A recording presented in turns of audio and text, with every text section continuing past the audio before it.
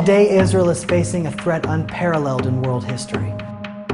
Not only is our existence as the State of Israel in danger, but the lives of millions of our citizens, over half of world Jewry, are at the risk of being snuffed out by a genocidal dictator. Iran today is on the verge of completing its nuclear arsenal to accomplish exactly that aim. As arguably the oldest nation on the planet, if there is one thing we have learned from the past, it is that we must never leave our fate in the hands of others. On May 13th, 1939, a ship carrying 930 Jewish refugees set sail from Hamburg, Germany, the USS St. Louis. Jews fleeing for their lives, who left everything behind to escape Adolf Hitler. After paying for their visas, they were promised entrance into Cuba. But when the ship arrived, the passengers of the St. Louis were denied asylum. Realizing they had nowhere to go, the ship turned north in hopes that they would find safe haven in the United States and docked off the coast of Florida, desperately hoping for salvation. Not only were they callously denied, but the U.S. sent armed Coast Guard ships, forcing them to keep a distance from the Floridian shores. The leaders of the Jewish community pleaded with President Roosevelt to save these 930 Jews from the hands of Hitler. They were told that America had reached the quota of German immigrants for the year. They pleaded with the American administration. They begged to mortgage the quota for future years. Anything but to send them back to be murdered at the hands of the Nazis. But the Jewish community leaders were told that the regulations on immigration could not be changed. So the Jews on the St. Louis were turned away.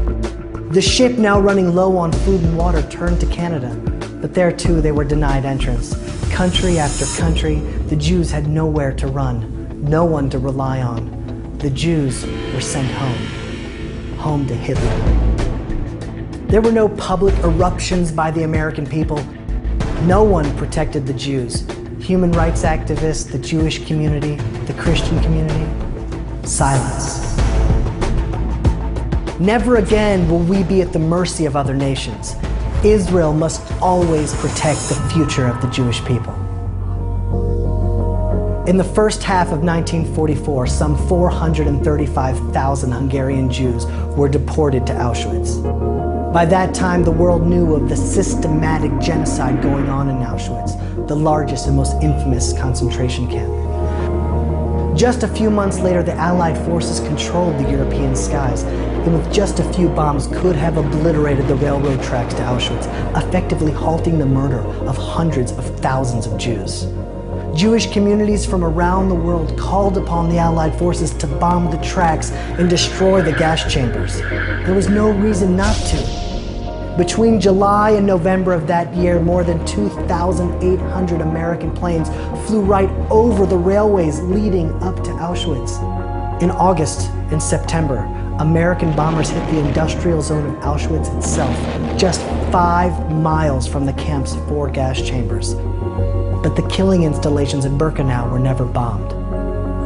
Technical difficulties, they were told, made carrying such a mission impossible at that time. Every day that went by, every 24 hours, every day the sun set over Auschwitz, we lost 12,000 Jewish souls. We were helpless. No one saved them. No one saved the Jews of Auschwitz. Human rights activists, the Jewish community, the Christian community, silence. Never again will we depend on the help of other countries for our very survival. Israel must always protect the future of the Jewish people. We are reliving the year 1939, but this time is different. The Jewish people of old have been resurrected as the nation of Israel in our homeland. God has shined his face upon Israel once again, and we are finally free. Today we're dealing with the president of a country who has publicly called for the death of every Jew and Christian and the destruction of Israel, America, and the West.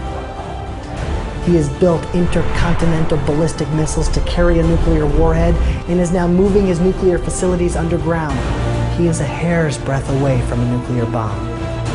We did not return to Israel after 2,000 years to now rely on Washington or the UN. We must never depend on the help of any other country for our survival. Israel must always protect the future of the Jewish people.